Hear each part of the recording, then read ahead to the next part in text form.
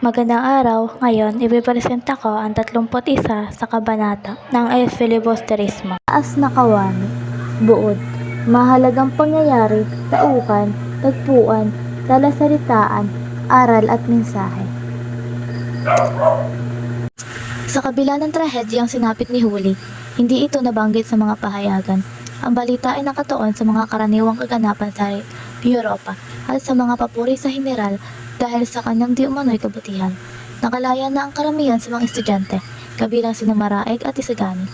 Ngunit, nanatiling nakakulong si Basilio dahil sa mga akusasyong siya ay nagmamayari ng mga ipinagbabawal na aklat. Nagtangka ang mataas na kawani na ipagtanggol si Basilio. Pinanggit niya ang pagiging mabuting estudyante nito at malapit ng makapagtapos sa medisina. Ngunit nagkaroon ng pagtatalo sa pagitan niya at sa general.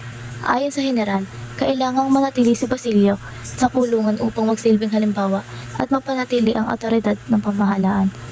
Para sa general, mahalaga ang pagpapanatili ng takot at disiplina sa pamamagitan ng pagpaparusa kahit na walang sapat na dahilan. Sinubukan ng mataas na kawani na iparating ang kanyang takot na maaaring mag-alsa sa mga mamayan kung patuloy na apihin at ilagay sa alanganin ang kanilang mga karapatan. Gayunpaman, ipinahayag ng general na wala siyang pakialam sa mga Pilipino dahil hindi sila ang nagbigay sa kanya ng kapangyarihan kundi ang Espanya. Para sa general, higit na mahalaga ang kapangyarihan at prestihiyo ng pamahalaan kaysa sa kapahamakan ng mga Pilipino. Nagpatuloy ang argumento hanggang sa umabot ito sa punto na ipinahayag ng mataas na kawani ang kanyang pagkadismaya. Ipinunto niya na bilang sa Espanyol, mas mahalaga ang karangalan at moralidad kaysa sa kapangyarihan o interes ng bansa. Binibigyang diin niya na dapat tratuhin ng Espanya ang mga Pilipino ng may katarungan sapagkat ito ay ipinangako ng mga hari ng Espanya noon. Binalaan din niya na kung magpapatuloy ng pang-aapi sa mga Pilipino, magkakaroon ng pag-aalsa at katamtaman ng mga ito ang simpatya ng mga taong may dangal at pagmamalasakit sa katarungan. Sa pagtatapos ng kanilang argumento, malinaw na hindi nagkasundo ang dalawa.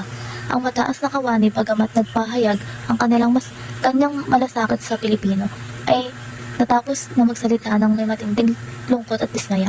Umalis siya sa palasyo, agad nagbitaw sa kanyang tungkulin at nagpasyang bumalik sa Espanya. Mahalagang pangyayari, hindi binanggit sa mga pahayagan ang trahedyang nangyari kay Huli at sa halip na nakatuon sa ibang balita tulad ng mga paganapan sa Europa at papuri sa general.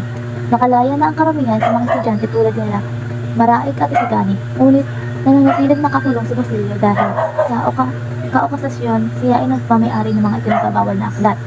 Nagtangkang ipagtanggol ng mataas na kawani si Basilio at ipinaabot sa general na si Basilio ay isang mabuting estudyante at malapit na matapos sa medisina. Ngunit ito ay tinanggihan ng general na nanindigan na kailangan magbigay ng halimbawa sa Basilio. Nagkaroon ng matinding pagtatalo sa pagitan ng general at ng mataas na kawani tungkol sa tamang pamamahala ng mga Pilipino. Binibigyan diin ng kawani na dapat tratuhin ng may katarungan ang mga Pilipino, samantalang ipinilit ng general na ang awtoridad at kapangyarihan ng Espanya ang higit na mahalaga. Matapos ang mainit na diskusyon, nagbitaw sa kanyang tungkulin ang mataas na kawani bilang protesta sa hindi makatarong pamamalakad ng general at nagpa siyang bumalik sa Espanya sa lalong madaling panahon. Mga tauhan, mataas na kawani, Kapitan General Basilio Bensay, Padre Camora. Tagpuan. Ang tagpuan ng kabanatang ito ay sa Palasyo ng Kapitan General sa Manila. Mga talasalitaan, kawani, opisyal o tauhan ng pamahalaan na may tungkulin sa isang opisina o ahensya.